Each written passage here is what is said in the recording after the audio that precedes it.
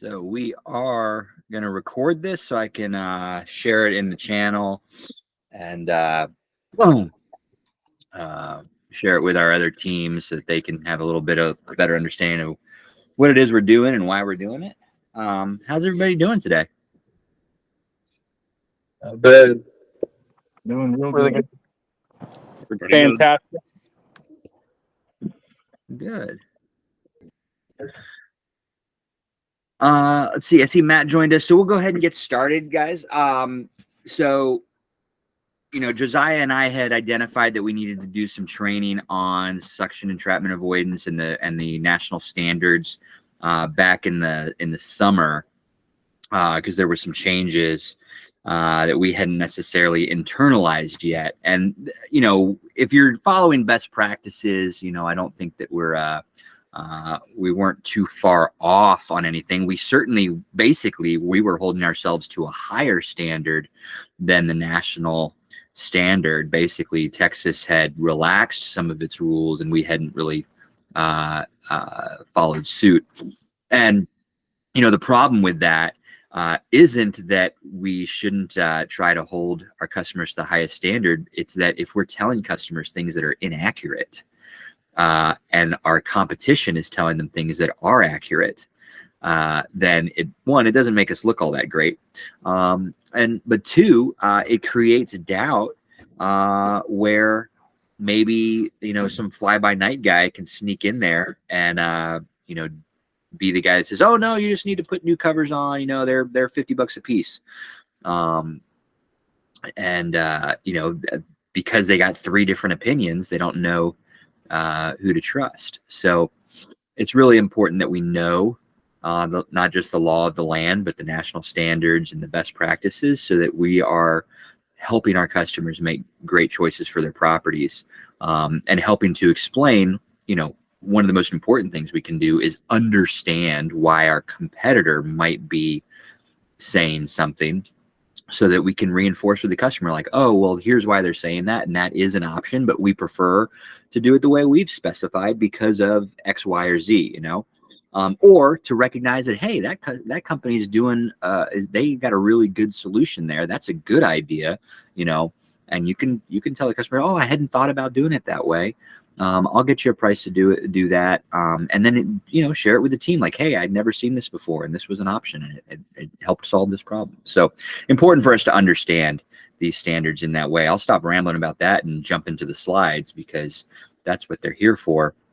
So suction entrapment avoidance is the ANSI PHTA ICC-7 2020 standard. And today we're going to talk about what that is, where it's in effect, why we're talking about it, and how PoolSure can reduce the risk of suction entrapment.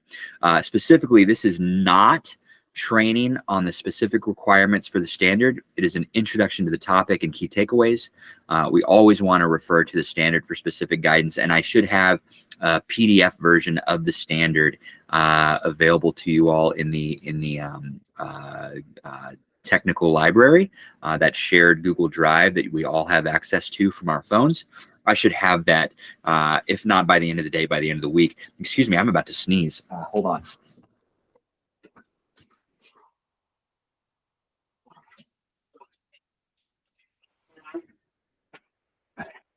And of course, as soon as I got up and ran to get a tissue, I didn't have to sneeze anymore. So I'm sure once I flip to the next slide, it'll come back.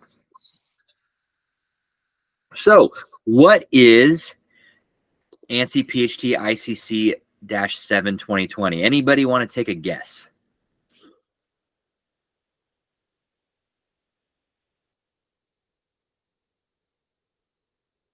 Nobody. Well, it's an updated version of the ANSI APSP ICC-7 from 2013. APSP has been replaced with PHTA as the sponsor of the standard, as that organization combined with, what is it, NSPI or NSPF back in 2017, 2018, I guess.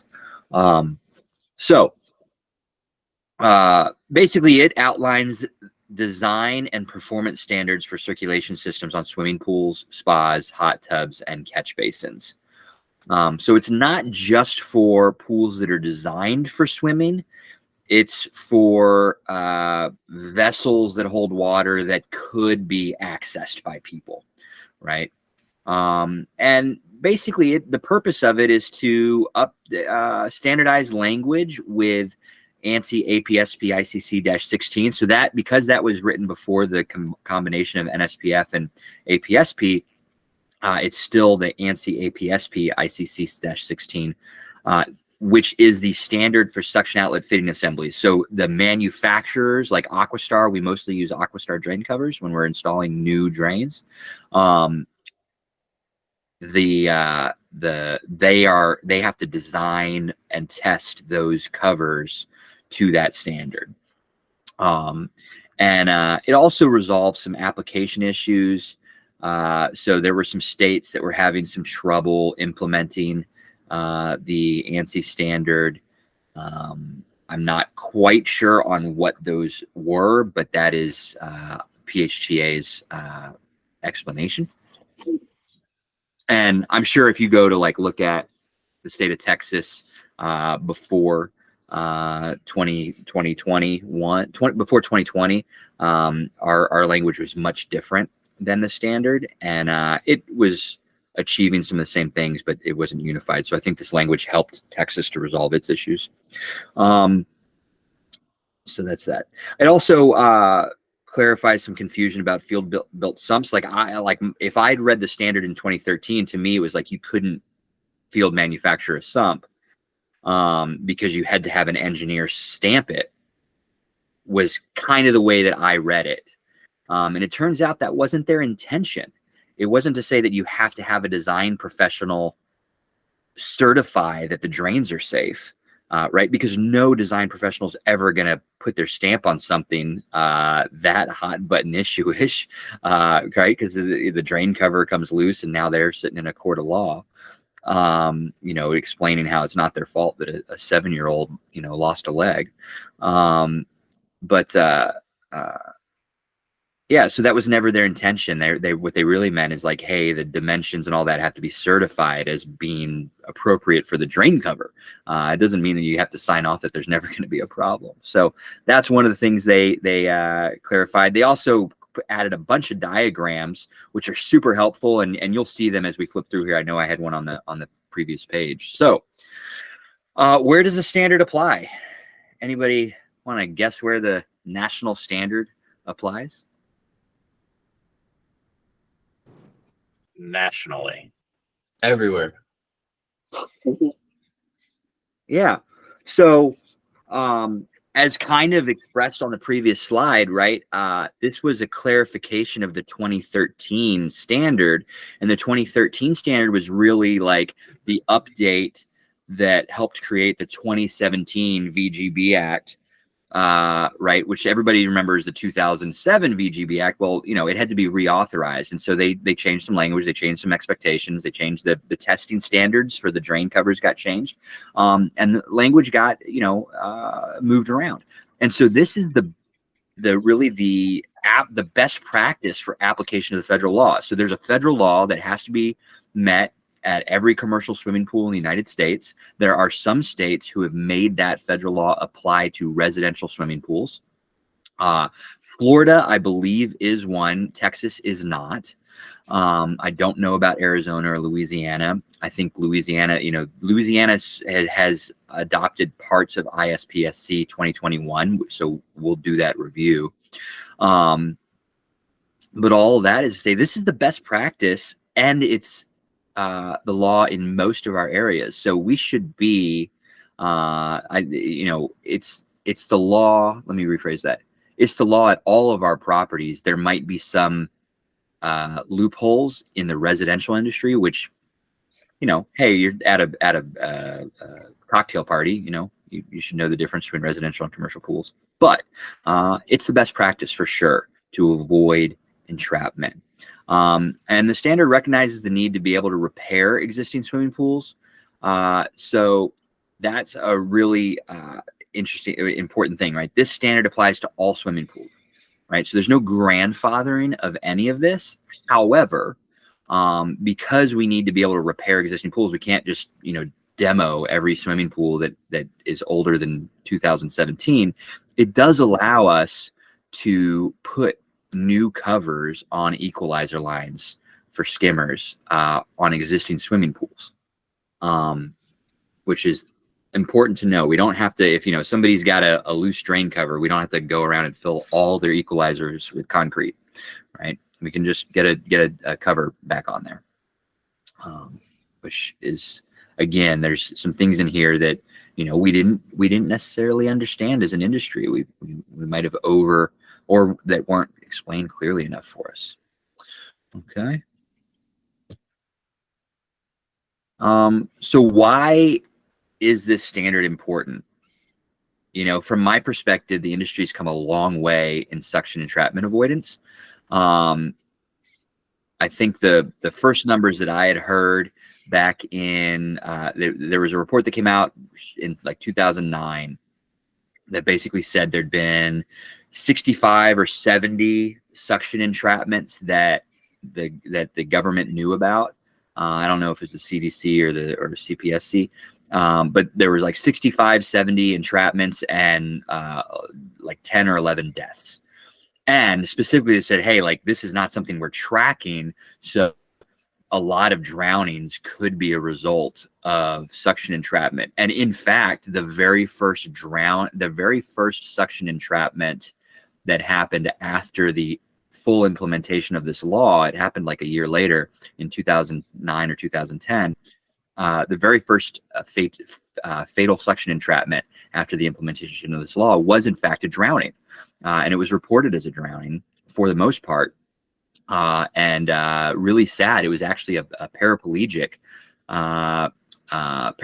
so it was just his legs that didn't work, who was swimming laps for exercise, and his legs, which didn't work, got stuck to like an equalizer line. This is why equalizer lines went all crazy. He got stuck to an equalizer line, and he drowned. Very, very sad. So really important that we continue the great work that the industry has been doing from that starting point. Much worse in the 70s and 80s before the drain splitting and the different sizes being instituted and all that sort of stuff that those of you that have been in the industry since the early 2000s are aware of. But between 2014 and 2018, there were 11 entrapment incidents, and they're now actively looking for these things, right? It's in the public consciousness, it's in the news. 11 entrapments, 2 resulting in fatalities. Neither of the deaths were at commercial facilities, however. But 55% of the cases were at public facilities, and two of them at pools and 4 of them at spas. So, spas continue to be, compared to the volume of water, they continue to be outsized in their impact on this suction entrapment because it's shallow, and kids tend to play, and the people who get stuck tend to be kids because of the hold down force. I've kind of explained it before. It's like if you ever get stuck to a drain cover, it's like trying to do a push-up with if say it's a 10-inch or 12-inch cover.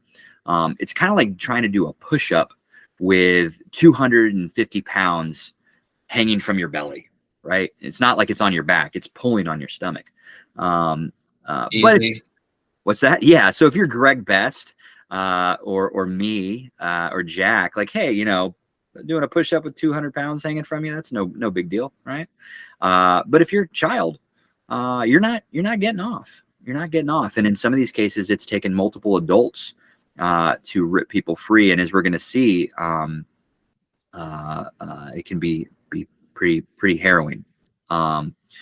So both entrapments were the fatal entrapments, importantly, were results of limb entrapment where a pool cover was broken or missing. And we'll flip to the next slide. So here's one report at a commercial facility. Would anybody care to read this for us?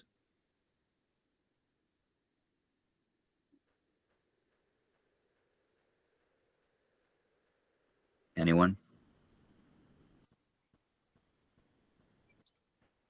On March 19th, 2018, at 21:25, a 12-year-old boy victim and a friend were at an indoor lazy river inside a hotel.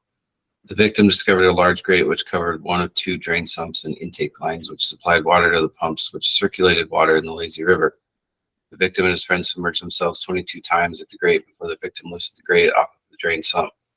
On the seventh submersion into the exposed drain sump, one of the victim's legs became entrapped in the 6-inch suction line at the center of the sump. The victim remained underwater for almost 8 minutes before first responders were able to remove him from the drain and the water. The victim was rushed to a local emergency room. The victim was released from the hospital days later. Thank you. Yeah. So, anybody have any thoughts about that? Who is counting? 22 times, 7 times. Yeah, I don't know if there was a security camera or if, you know, they were, you know, playing with, I don't know. Yeah. These are usually written by like a first responder, right? So yeah. And then how did he remain submerged for 8 minutes and not die? Well, yeah, so March 19th, I don't know how cold the water was, if it was heated or not. It's funny, that's my anniversary. It's March 19th. So has anybody else here got a background in water safety or lifeguarding or anything like that? I know Josiah does a little bit. A little bit. I did some management with other pool companies. Yeah. Yeah, so 8 minutes is probably at the high end of what statistically you hear about. But it's not in like it's not in the tail, right? So like over 10 minutes is where it's like, man, this is going to be, this is unlikely to end up well, right? Statistically. But even, you know, 15, 20 minutes happens. And so that's why we train people not to give up, not to give in. Any other thoughts about the entrapment? Like the sheer terror that was probably going through those kids' minds as this was happening? How did they take the stump? How did they take the grate off? Why did they take the grate off? Well, so if it was a 6-inch pipe feeding the sump, it's likely that it was a 18 by 18 or larger, or maybe even a 24 by 24. I forget which size it is that previously was permitted to be installed without hardware, as long as the manufacturer said it was fine. I think it was anything larger than 24 inches in diameter. If the manufacturer specified it could be installed without hardware, it could be just sitting in place. Now, there were some other specifications about spacing on the grooves or the holes to where it would be difficult to get little fingers in, but that's a really good example of why we use stainless steel hardware to secure grates, why flush mounting or not having large gaps anywhere around the cover is very important. Yeah, that's my thoughts on it.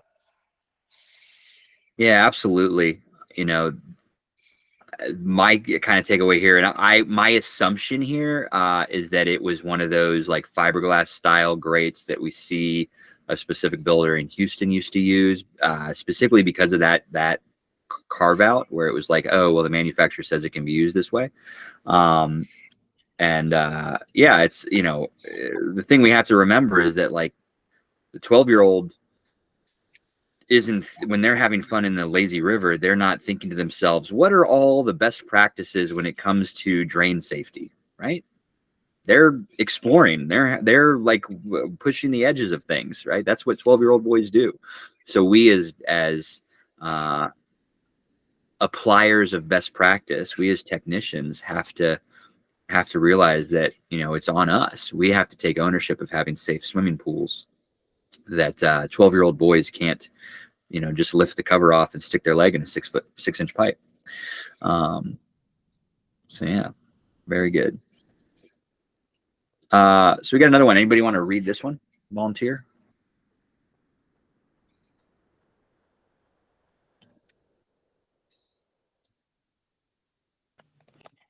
I'll read it. It's the a 12-year-old female was in an apartment community in-ground spa with friends when her hair became entangled in a drain cover on the wall of the spa. She was submerged underwater for about 2 minutes and was not able to free herself before her father pulled the drain cover off the spa wall with her hair still attached. He brought her to the surface. She had some difficulty breathing and was vomiting blood and sputum, Sputum. Yep. but was breathing normal when emergency personnel transported her to the local hospital for treatment related to the non-fatal drowning. Thank you. Anybody have any takeaways on this one? Any thoughts?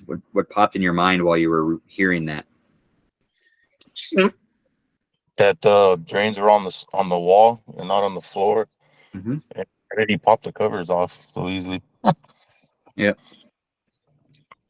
12-year-olds should not use pools without adult supervision. Or a haircut. One of the two. Yeah, the her hair tie. The vast majority of these incidents are 10 and under for sure. And then there's like none over the age of 16. So that's why this limb entrapment is a big deal. And the two things that happen now that we've got a standard that makes sure that drain covers are designed properly,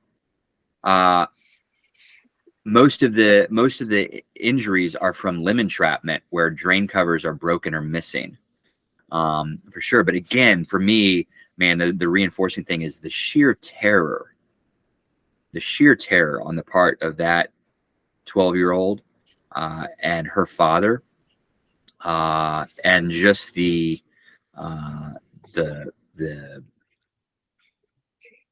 I don't know, luck or the grace or the miracle that those threads on the drain cover screws, stripped out, with him pulling and thinking about how hard he would have to be pulling on her hair to rip that cover off the wall. So these are young people using a pool, not necessarily, okay, you took the cover off, you kind of, and that wasn't a great idea, but in this one, hey, they're just using the spa, right?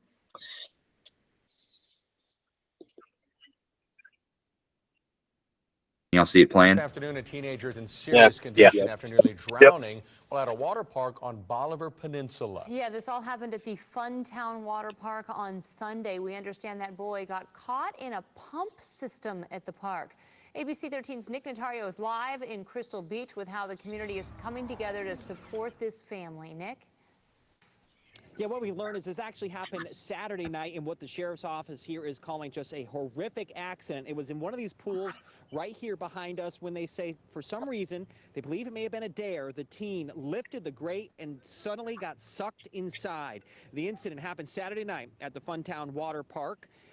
The sheriff's office said they believe the 14-year-old was dared to open the grate in one of the pools. Once he did, he was sucked into the drainage system. He was rushed to UTMB. The sheriff's office says he suffered internal injuries. Miraculously, they say the teen got out of the tube at first, appeared nothing was wrong, even told his father that he was okay and that they loved him. But when he got to the gurney, they quickly realized there were some serious issues that he was dealing with. Now, we did speak to the water park owner just minutes ago. He told us that his heart goes out to the family, but unfortunately, due to insurance reasons, he's not able to give us a comment. He does say, though, they are working with local police to help with their investigation.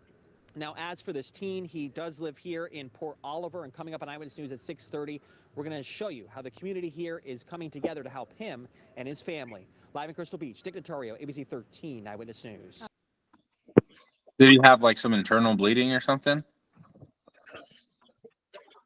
Yeah, I don't know if it's internal bleeding or if he's just coughing up blood from, violent aspiration of water. I did not get a medical report on it. So again, kid, young kid having fun, dared to do something. And look, this is not the same incident as the one from earlier. But it's almost the same incident, right? So what does that tell us? Kids are gonna be kids. Kids are gonna be kids. Junior high aged kids are gonna push. They're gonna stick their hands in holes in a swimming pool, right? So, yeah, we've got to be take ownership of making sure that it's not easy to get entrapped. There we go. So, how can PHTA reduce suction entrapment? The first thing is we need to be knowledgeable of ANSI PHTA ICC-7. Okay, and when it updates, we need to be aware of that. We need to understand the code. We need to help our customers understand the importance of properly secured drain covers. As I mentioned, since 2016, the industry and this Consumer Product Safety Commission has basically really been focused on broken, missing, or damaged drain covers because that's where the deaths are occurring. There's not a lot of them compared to 20 years ago, but that is where people are being killed, is that the cover is missing or broken or loose, damaged in some way, and when you get a limb inside that pipe, it a lot of time it's not coming out. And so we want to make sure they understand, hey, these drain covers, you need to have a secured drain cover. It's of vital importance. My parents' pool, we had to special order the drain covers for it, and it was going to take like 2 weeks. And I'm like, well, nobody used the pool. And I stopped by, and my niece and nephew were swimming, and I'm like, what the fuck is going on? And they're like, oh, that we've got the pump off. And I'm like, it doesn't matter. You can still drown like with the pump off, like get out of the water. The other thing we can do is perform proper limited visual inspections during diagnostics. Every diagnostic includes a limited visual inspection. What is a limited visual inspection?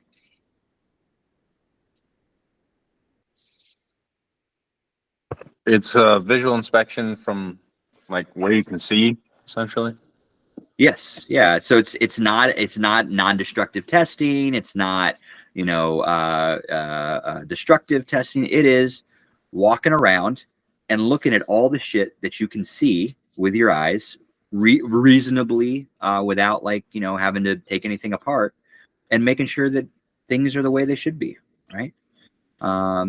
It takes less than 10 minutes to walk around a pool, make sure that the skimmers have lids on them, the gate doesn't have any fence doesn't have any big holes in it, and the drain covers are in place to the extent that you can check, right?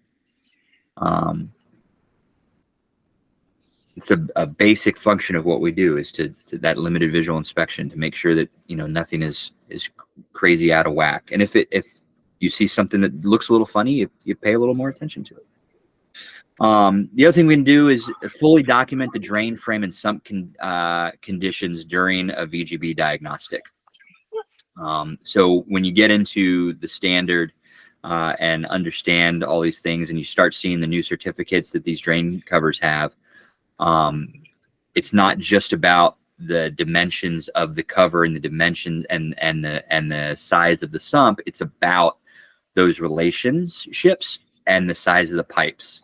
So as I mentioned earlier, that hair test, what they figured out is the real thin blonde hair kind of tangles up when it gets down into the pipe. So now drain covers are actually rated not just on the size of the cover and the flow rate, but also the size of the pipe. And you see like new high-end residential pools are being designed where they have maybe a normal sump and a normal drain cover on that sump, whether it's an unblockable 32x5 channel drain, or it's a 8-inch round or 12-inch square or something like that, but they're using 4-inch or 6-inch pipe as the branch piping. because that reduces the likelihood that hair is going to get tangled up, because the water is just moving so much slower in the branch piping, right? And then people generally don't have 6-foot long hair that's going to get sucked into the main piping. Be sure that we're determining the max flow rates the way that they ask us to in the standard, right? Which is, in general for us, it's turn the pump to the max speed that it can be set to without using a password, right? So set it to that maximum speed, whether that's in backwash or filter or whatever. And then plug all the skimmers, or if they've got a valve to shut them off, shut off the skimmers. So it should just be pulling from just the main drain. That's to see what the flow rate is, right? And with these variable flow pumps, a lot of times it doesn't change the flow because it's set to like a max speed of 108 or 120 or whatever. And so it just starts consuming more power and running faster to meet that flow rate. So important that we do those things. We always want to, when we're replacing drain covers, we always want to specify high quality drain covers. And I say high quality because I'm a big fan of Aquastar drain covers. I have never required anyone to sell a specific brand of product. But for like renovations, it's the only drain cover that I'm using, unless there's not an option for the customer that is made by Aquastar. So just make sure that you're, don't just throw on whatever you can find. Make sure you're specifying a high quality cover. And just never cut corners on drain replacement. It's not uncommon. It's less common, I think, today, but it's not unheard of to go out and, there's a hole that's stripped in the frame. And what we do about that is not determined by a spreadsheet or by a phone call to me or to Josiah. It is specifically determined by the drain cover manufacturer.